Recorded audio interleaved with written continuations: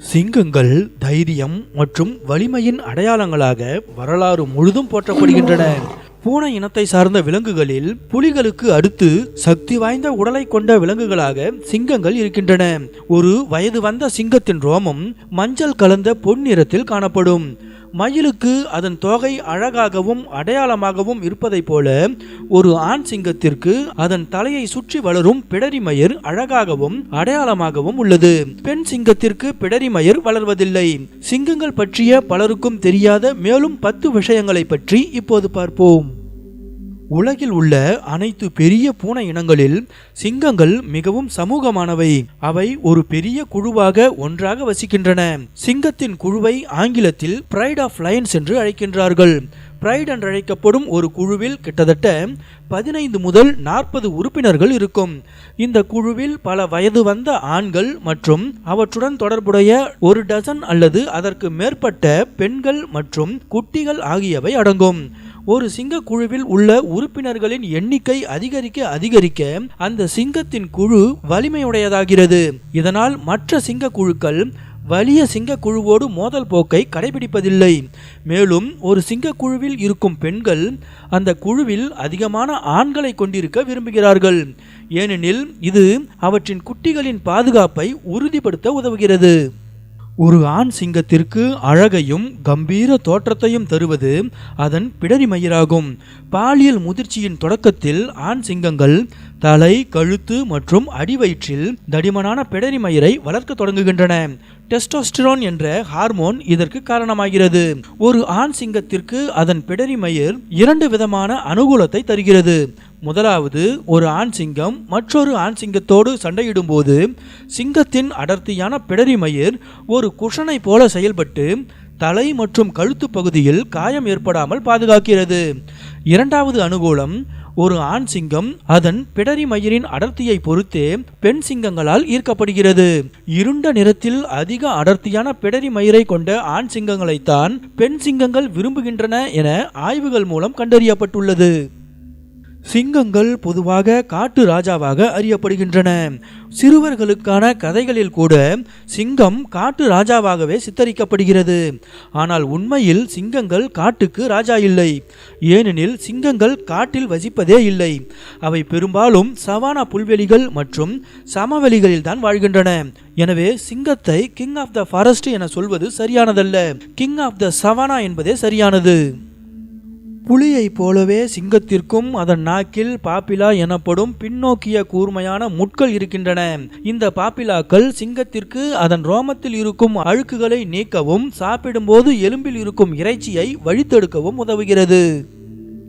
பலரும் சிங்கத்திடம் இருக்கும் ஆபத்தான பகுதி என கூர்மையான பற்களை கொண்ட அதன் வாயை கருதுகிறார்கள். ஆனால் உண்மையில் சிங்கத்தின் கடினமான கூர்மையான நகம்தான் ஆபத்தானது.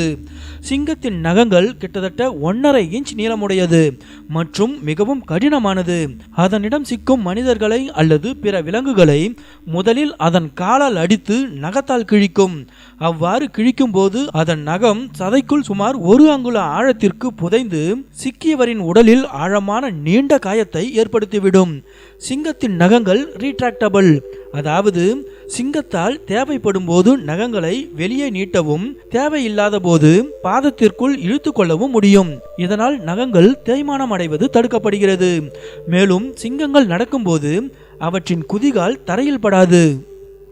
மனிதர்களைப் போலவே சிங்கங்களும் வெவ்வேறு செயல்பாடுகளுக்கு வெவ்வேறு வகையான பற்களை கொண்டிருக்கின்றன. சிங்கத்தின் சக்தி வாய்ந்த தாடையானது இன்சிசர்ஸ், கேனைன்ஸ் மற்றும் கார்னாசியல்ஸ் என 3 விதமான பற்களை கொண்டிருக்கின்றன. இதில் இன்சிசர்ஸ் எனப்படும் பற்கள் இரையை இறுக பற்றுவதற்கும் சதையை கிழிப்பதற்கும் பயன்படுகிறது. கேனைன்ஸ் எனப்படும் கோரை பற்கள் இரையை கொல்லும் முக்கிய ஆயுதங்களாக பயன்படுகின்றன. கார்னாசியல்ஸ் எனப்படும் பற்கள் கத்தரியை போல செயல்பட்டு இரையின் சதையை துண்டுகளாக வெட்ட பயன்படுகின்றன. சிங்கங்களுக்கு தினந்தோறும் தண்ணீர் குடிக்க வேண்டிய அவசியமில்லை. அவற்றால் தண்ணீரே குடிக்காமல் சுமார் 4 நாட்கள் வரை கூட இருக்க முடியும். ஆனால் தினமும் சாப்பிடாமல் இருக்கவே முடியாது. ஒரு வயது வந்த பெண் சிங்கம் ஒரு நாளைக்கு சுமார் 5 கிலோ இறைச்சியை சாப்பிட வேண்டும். ஆண் சிங்கம் ஒரு நாளைக்கு சுமார் 7.5 கிலோ அல்லது அதற்கும் மேற்பட்ட அளவில் இறைச்சியை சாப்பிட்டாக வேண்டும். சிங்கங்களின் முதன்மையான இரைகளாக வரிக்குதிரைகள், எருமைகள் மற்றும் காட்டு மான்கள் போன்ற பெரிய தாவரம் உண்ணும் விலங்குகள் இருக்கின்றன. ஒரு குழுவில் இருக்கும் ஆண் சிங்கங்கள் பிடரி மயிரோடு கம்பீரமான தோற்றத்தோடு வலம் வந்தாலும் வேட்டை என வரும்போது பெண் சிங்கங்கள் தான் சிறந்தவையாக இருக்கின்றன. ஒரு சிங்க குழுவுக்கான உணவில் 85 முதல் 90% பெண் சிங்கங்களின் வேட்டையிலிருந்தே கிடைக்கின்றன. பெண் சிங்கங்கள் வேட்டைக்கு சென்றதும் குட்டிகளையும் அவை சார்ந்திருக்கும் இடத்தையும் பாதுகாக்கும் பொறுப்பை ஆண் சிங்கங்கள் ஏற்றுக்கொள்கின்றன. ஆண் சிங்கங்கள் கொஞ்சம் சோம்பேறியும் கூட. அவை ஒரு நாளில் 15 முதல் 18 மணி நேரத்தை தூங்குவதில் செலவழிக்கின்றன. சிங்கங்கள் குறுகிய தூரத்தில் மணிக்கு சுமார் 80 கிலோமீட்டர் வேகத்தில் ஓடக்கூடியவை மற்றும் ஒரே பாய்ச்சலில் அதிகபட்சமாக 36 அடியை தாண்டும் திறனுடையவை. ஒரு சிங்கத்தின் ஆக்ரோஷமான கர்ஜனை சப்தம் சுமார் 8 கிலோமீட்டருக்கு அப்பாலும் கேட்கும். ஒரு சிங்கத்தின் சப்தமான கர்ஜனையானது பிற விலங்குகள் அல்லது பிற சிங்க குழுக்கள் அதன் எல்லைக்குள் நுழையக்கூடாது என எச்சரிக்கும் ஒரு சமிஞையாகும். சிங்கங்கள் அவற்றின் அடையாளங்களுள் ஒன்றாக இருக்கும் கர்ஜனையை தாண்டி பூனைகள் எழுப்புவதைப் போல மியோ, பர் போன்ற மெல்லிய ஒலிகளையும் எழுப்பும். இந்த மெல்லிய ஒலிகளின் மூலம் குழுவில் இருக்கும் மற்ற சிங்கங்களோடு தொடர்பு கொள்கின்றன. மேலும் இது போன்ற தகவல்களை தெரிந்து கொள்ள SSTV தமிழ் சேனலுக்கு சப்ஸ்கிரைப் பண்ணுங்க.